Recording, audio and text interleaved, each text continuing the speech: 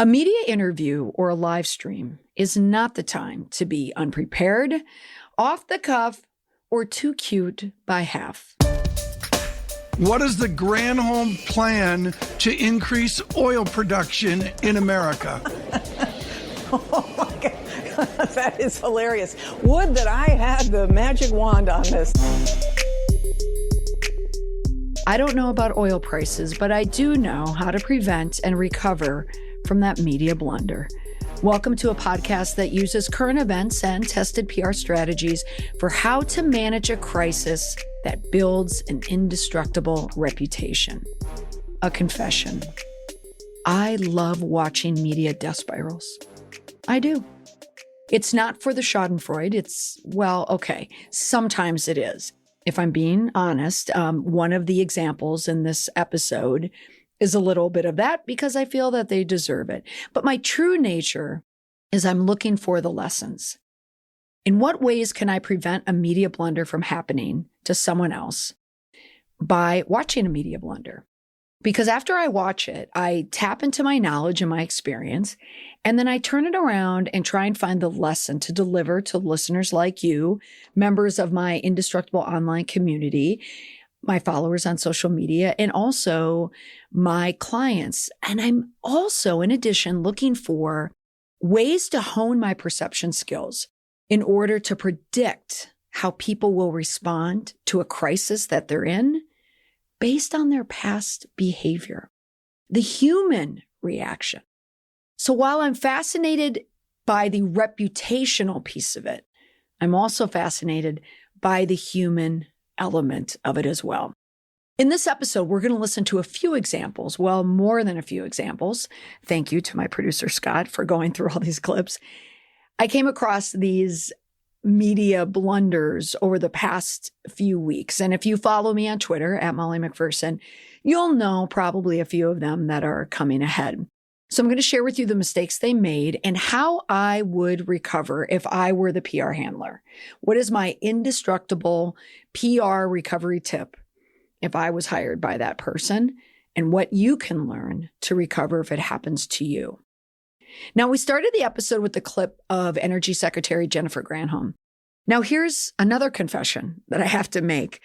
One, I was told about this clip in a workshop last week. I was traveling last week. I had not seen it on the internet. And someone asked my opinion. His name was James. He was a participant.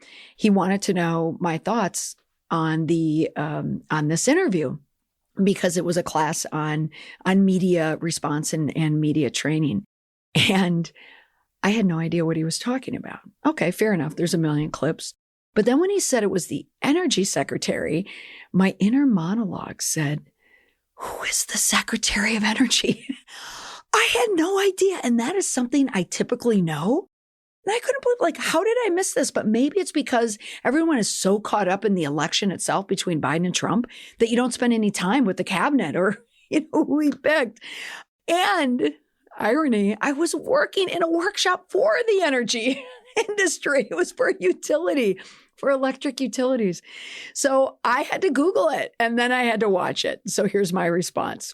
So she was in an interview with Bloomberg radio host Tom Keene, and this was last Friday.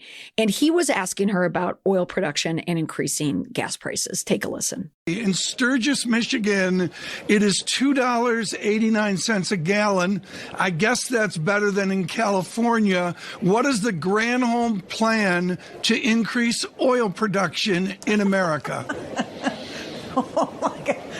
That is hilarious. Would that I had the magic wand on this. As you know, of course, oil is a global market. It is controlled by a cartel. That cartel is called OPEC, and they made a decision yesterday that they were not going to increase beyond what they were already planning. All right, so not surprisingly, the headlines in this story that I saw online were a little rougher on the right side of the news. So all the conservative media outlets picked up on this story, didn't make a lot of waves in the mainstream media. But after watching that clip, I felt that there was something there to work with if you were a right-leaning conservative media outlet. It did appear that she was guffawing in the faces of Americans who are struggling to pay increased rates in gasoline and the heating and heating bills. So do I think she was laughing at those Americans who are struggling with those increased rates? No. What I think she was trying to do was dismiss the question altogether. That it was a partisan question that she didn't even need to answer. And she was trying to project the ridiculousness behind the claim. But instead, it appeared that she was dismissing the people who struggle. So the mistake, too cute by half, it did not work. I think it did not land how she wanted it to land. She wanted it to look as it appeared to be a nonsensical question. And instead, it came across as cold and insensitive. So the indestructible PR response to help that recovery, if you're Secretary Granholm, you go back to the talking points that she was given, likely by the White House, that Americans should expect to pay higher costs to heat their homes this winter as a result of high gas prices caused by the coronavirus pandemic. There's nothing funny about the pandemic or people suffering from the effects of it. Granholm needed to keep her tone serious, and she needs to continue to do so. And the lesson there for everyone is don't try and laugh, especially over serious subjects. Now, another media blunder, possibly that made the news last week, was from Vice President Kamala Harris. So someone from the same administration, and yes, I did know who the vice president was. She was mocked online for using heightened speech during a media stop. She appeared to mimic a French accent during a visit to Paris last Tuesday. She was touring a COVID-19 lab at the Pasteur Institute in Paris when she may or may not have emphasized a part of her speech with a French accent. Take a listen. With us in government, we campaign with the plan. Uppercase T, uppercase P, the plan. And then the environment is such that we're expected to defend the plan. If your reaction, like mine, was, pourquoi? What's the big deal? Well, evidently, a lot of other people felt the same way. It wasn't a big news story, but not surprising, a number of conservative outlets, and especially on social media, commented on it and said that she was mocking the French. Sacre bleu.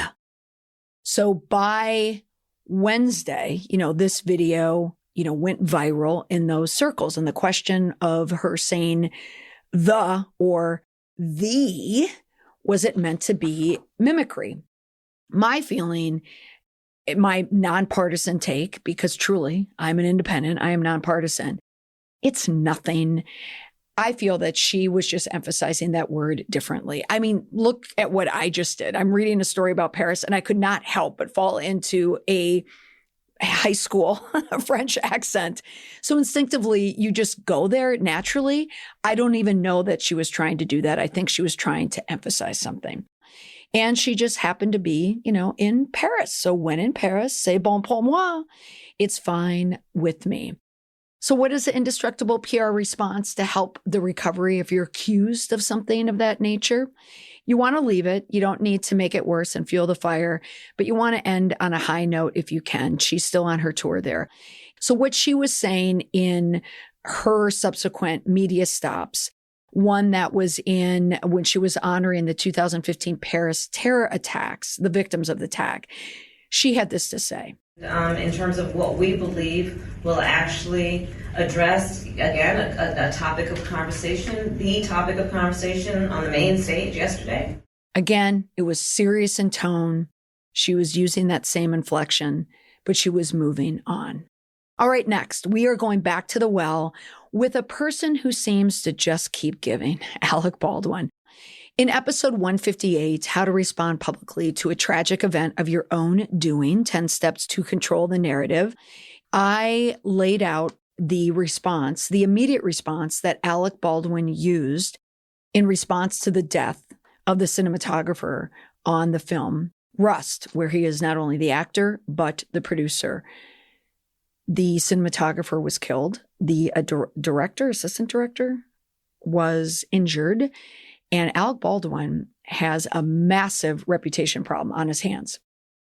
I had tweeted this a few weeks ago. Alec Baldwin, while up in Vermont with his wife, Ilaria, and their family, all their kids, their gaggle of kids, they've been staying in Vermont. And we know this because they are on social media almost every day and the paparazzi is following them. I can understand the frustration if the paparazzi was always following you to get a story. And we were getting, pictures and video of this family. So I will give them that. However, it was a Saturday morning. Alec decided to take matters into his own hands. He pulled over off the side of the road and decided to walk up to the press and start speaking. Take a listen. What do you want to know? All right, Alec, what's the current state of what's going on with the case? I'm not allowed to make any comments because it's an ongoing investigation. I've been ordered by the Sheriff's Department in Santa Fe. I can't answer any questions about the investigation. I can't. It's an active investigation in terms of a woman dying. Now, if listening to that clip, if you get nervous, that's good. That's a good sign. That means that you have the right level of risk, as if you're a communicator listening to this, to know that you should just not amble up to the press unprepared for an interview. And not just an interview, what he was doing on the side of that very busy road in Vermont, which was also dangerous, by the way. He was giving a press conference. Take a listen to his next question. What are the questions that you have other than that? You met with I'm afraid I forget her name in a moment, but you met with her family in the day. Yes, her name is Helena. If you're spending this much time waiting for us, you should know her name. Her name is Helena. Helena Hutchins. I met with her husband Matthew and her son. Yeah, that's right. And how did that meeting go? I wouldn't know how to characterize it. They're mortified. You guys, you know what? No details. But do me a favor. I'm gonna answer the question. Now that part of the clip is my favorite part of the clip because that's when we first see Ilaria come into the picture. She, is dying to get back into the spotlight. After her media blunder of being found out, multiple media blunders of being found out that she was trying to appropriate Spanish culture into her brand by stating that's where she is from, when in fact she was born in Boston. She grew up in Boston. Her parents lived in Boston and only moved to Mallorca, Spain once they were retired. And at best, she's a tourist, but she has been appropriating an accent ever since. Huge blow up. So naturally, she's had to lie low since then, but Ilaria could not help herself. So she got involved. I loved that Alec, hot-tempered, hothead Alex, when he said, do me a favor, ask a question. You got to watch the video. He's just pushing her aside. All right. So now the next part of this clip, which is interesting, because again, it's as I mentioned in the beginning, I love watching the human behavior and what they're trying to do. Now here, Alec, I am convinced he's working with a PR team. He has handlers and the same ones who likely worked with Ilaria that are helping him navigate this mess because he's still waiting on the sheriffs to decide if charges will be filed against him and what is going to be filed against a production company. And also what are the other legal implications? Likely, there's going to be lawsuits from the cinematographer's family as well. All right. So let's listen to a PR strategy taken on by Alec Baldwin. There are incidental accidents on film sets from time to time, but nothing like this. This is a 1 in a trillion episode. It's a 1 in a trillion event. So that's the framing there, folks. Again, what he's trying to do is play down as much as he can the accidental nature of the accident. He wants to frame this 1 in a trillion event that had happened as fluke because guns are used in movies all the time. And we've seen them many, many times, which is true, 100% true. However, people don't get killed from them. That's not as common. Happened to Brandon Lee. Not many other than that. So Alec, you're in an audience of very few people there. But here's the next half of his framing. We're eagerly awaiting for the Sheriff's Department to tell us what their investigation has yielded. What else do you have? He has to show care and concern. He has to be involved. This is what he's trying to do, to show involvement. Would you ever work on another film set that involves firearms of that nature?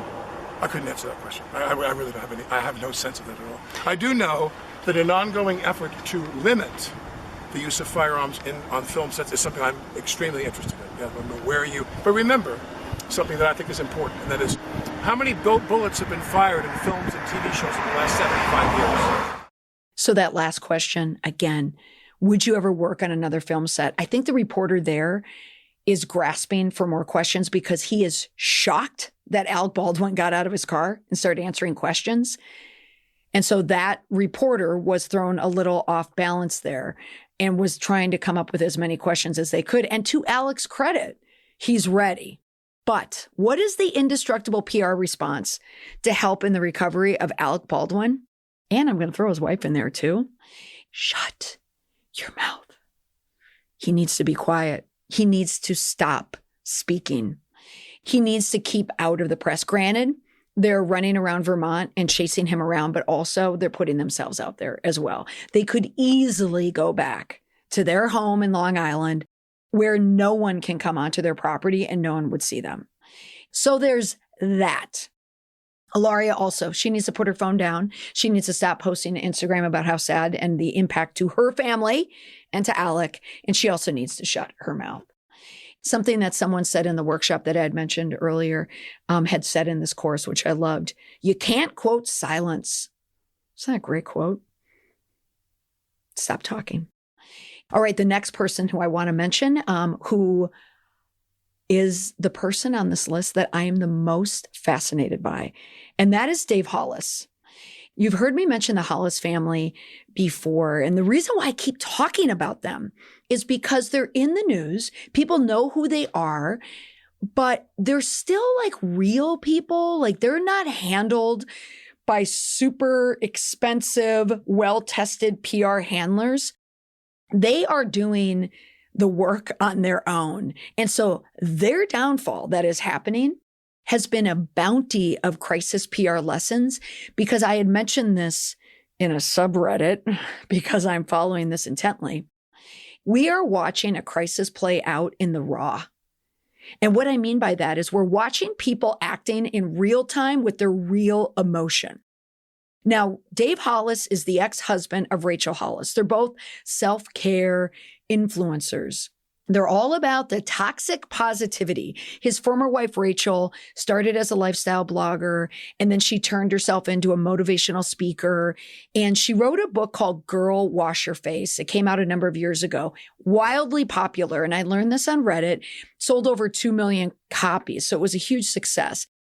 And the upshot of the book is, or her whole brand is, hey, girl, if you just wake up at 4 and you just try a little bit harder and you just keep working and working and working, you can succeed just like me. But the problem with Rachel is her husband, Dave, at the time, also for a number of years worked for Disney in distribution. He made likely millions of dollars. So he was bankrolling a big part of her success. That's a different message to the stay-at-home mom who's trying to sell multi-level marketing products to her friends and people in the church, or the military mom and they're not making a lot of money. It seems more predatory, and that's been the issue. She's had other books that have come out since then, and each one has less and less success. Now, Dave Hollis came on as the CEO. We found out that he kind of bullied his way on there. He made his wife make him CEO once he left Disney. And he's written 2 books. The first one, moderate success. I think it was 60,000 copies. It sold compared to, Rachel's first book, which was 2 million copies. Now, Dave, update on Dave, he is living in the family house. He made Rachel leave the house. They have 4 kids, 1 adopted daughter.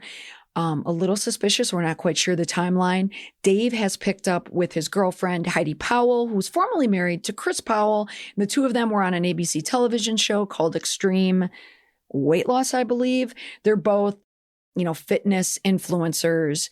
Heidi, as expected, hot, blonde. You never see her eat food. All she does is drink nutrition drinks and eat candy. So we think she has disordered eating. But the 2 of them are constantly shilling products, her and Dave now. And they're caught between deciding, do we want to be fitness influencers, or do we want to be self-help, or do we want to be both? You can imagine by my description it's not going well. So that's why the Reddit thread the subreddit has been growing tremendously because so many people in this world are following them. So anyway, 2 weeks ago on a Saturday, Dave Hollis went on Instagram Live to promote his book. The last book that he was on Good Morning America. He had a big launch team because he was still married to Rachel.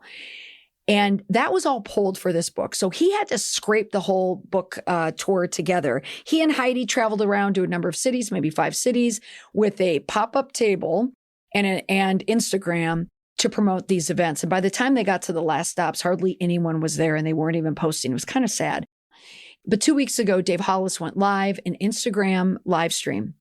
He live streamed for 2 hours to talk about his book. So it started with, here I am on my patio piece, which is his backyard with his house funded by all their money. And he started to spiral quickly. So picture a middle-aged man looking a little rough for the wear, up very early. And he's now facing a lot of people online who are calling him out. But also, he likely is reading this Reddit thread about himself, his girlfriend, and Rachel Hollis. So take a listen to the first clip. Why do you follow me if you haven't bought my book? Why do you follow me? If you follow me and haven't bought my book, unfollow me. So right there, Dave is speaking to his critics. He and Heidi call them the internet villains, but we're setting up for a very scary, manic type of a live stream. So listen to the next clip. I've written a book for you. It is $18 American. It is $18 American. And I'm just telling you right now, 100%, it'll change your life. His book is going to change your life. Now, this book, I have not read this book, but so many people online have picked this thing apart. And it's not a great book. It's just not good, apparently, where one would ask or one would suggest that it would change a person's life. We all write books. And I know, I can speak from experience, writing a book is not easy. Writing a book is a challenge. Getting every word to be spelled correctly, like you never know. Even in my book, I found out a word that was spelled correctly on the manuscript somehow, I think on a spell check, when it got to the editor, was wrong. I mean, things happen, okay? And they happen to him as well.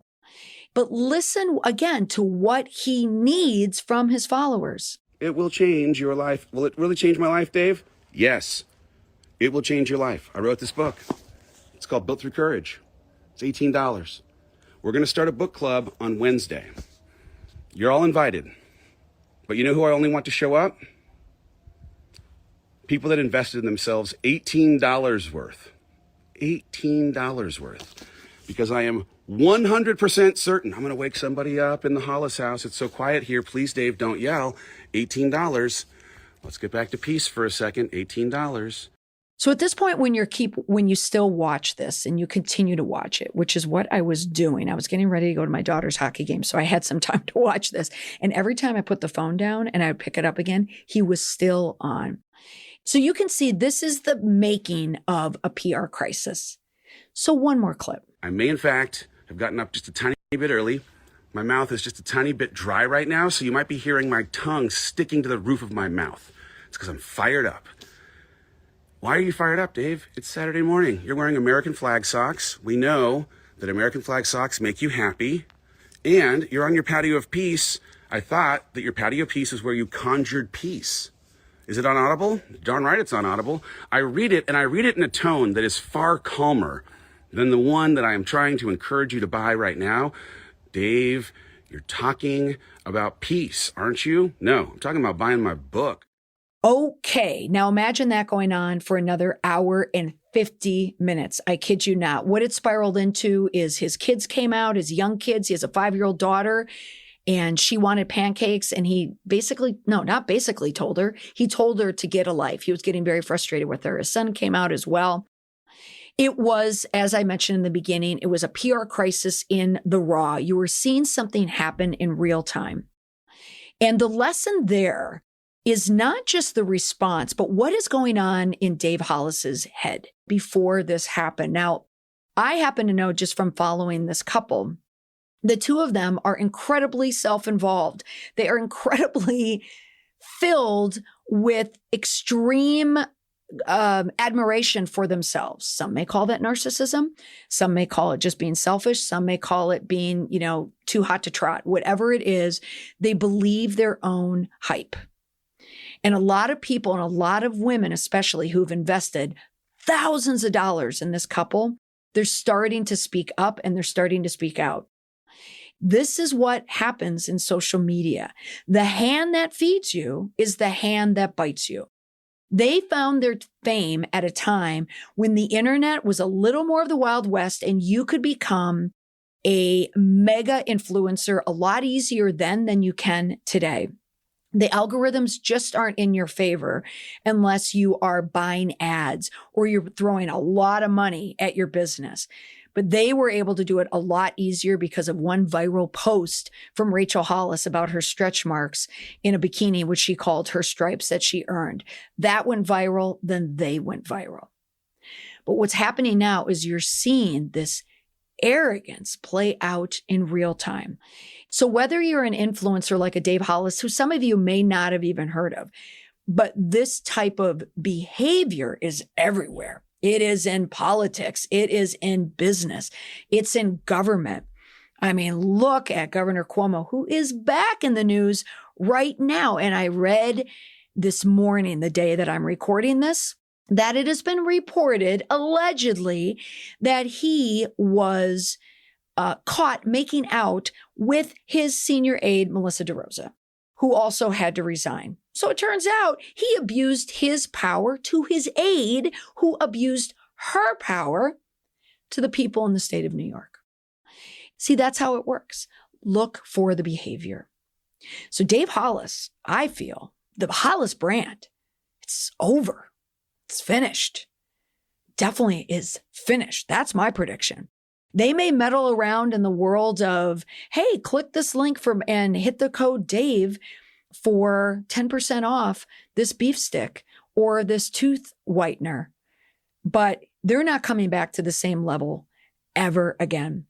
So if I were a PR handler working for Dave Hollis, which I don't think he has right now, or if he does, it's someone who's just doing it on the side because they're not giving him very good advice. But he needs to, obviously he needs to stay offline. And that's what he's been doing. He's been doing a book club for this wretched book for 40 days.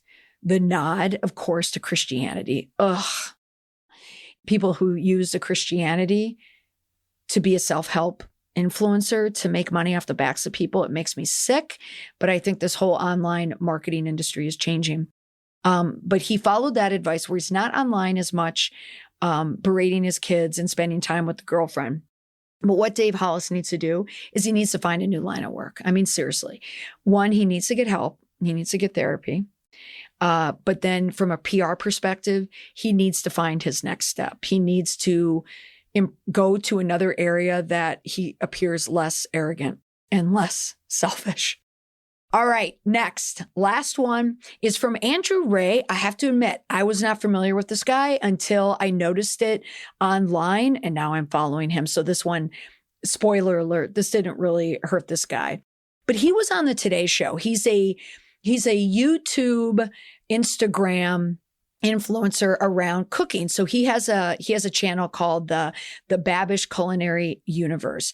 And he just started cooking on his own. Like during the pandemic, he was just following along. I think he said he was watching The Office one day and he was following along about how they make a certain burger, decided to create his own channel. He's a huge success and now he's on the Today Show. Ray was on a cooking segment for the Today Show. And one of the items that he was creating was called a garbage plate. Take a listen. You're from Rochester, New York. This we're about to make is what's a garbage plate? This is the pride of Rochester, New York. Me, Kodak. You say that with pride, too. The problem with the segment, in addition to being incredibly awkward, I'm sorry, morning television is really painful to listen to sometimes. But take a listen to a local Rochester news station when they did a follow-up story on the piece. Except that exact dish is trademarked by Nick Tahoe's current owner, Alex Tahoe. NBC had somebody doing garbage plates that wasn't us, so they didn't obviously check to see what garbage plates were or who owned the trademark. After seeing the video, Tahoe said he felt a range of emotions from being upset to disgust to disappointment. He criticized Ray for not knowing the over 100 years of history of the restaurant, calling the restaurant closed when it isn't, and for Ray's comment that some of the ingredients were made in an unsafe manner. Wah wah. What this means is the Today Show had to do some cleaning up. So one, I noticed they edited the clip, so they took out the misinformation and also added an editor's note. The guest mistakenly stated that Nick Tahoe Hots, the Rochester diner famous for its garbage plate, was closed. It is still in business. Also, Andrew Ray sent a tweet out naturally, an apology tweet saying, "I am so sorry to Rochester's own, since it was the same town where he's from misspeaking on the Today Show, thinking you were closed. Nick's is open, and I hope to be welcome back someday." I doubt it. They're also providing meals for essential workers. I've just donated to their GoFundMe page.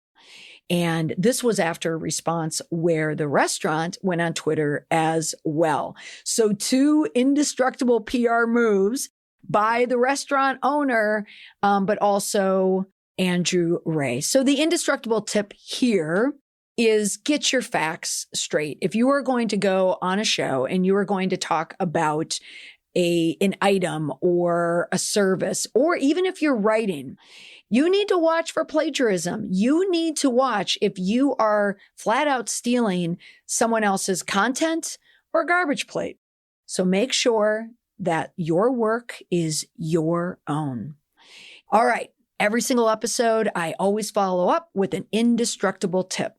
Here it is for all of these incidents that we talked about when it comes to media blunders. I would say whenever I see the biggest mistake happening in media blunders is when someone is reacting as opposed to responding. All of those clips that I presented, from the laugh to pulling over on the side of the road to Dave Hollis melting down on his patio of peace, those were all reactions that landed online. You want to work towards a response. The response is clear-headed. The response is planned and it's prepped. So one of the best ways to prepare for a media interview is to always respond with planned comments. Remember, respond, don't react. That's all for this week on the podcast. If you would like your PR crisis response checklist, you can head over to my website, mollymcpherson.com/checklist for the free download. And remember, you can follow me on Twitter, Facebook, or Instagram, and you can follow along on my indestructible tips for these types of crises in real time. I add 3 indestructible tips from each podcast that I share on Twitter every week. Thanks so much for listening. Bye for now.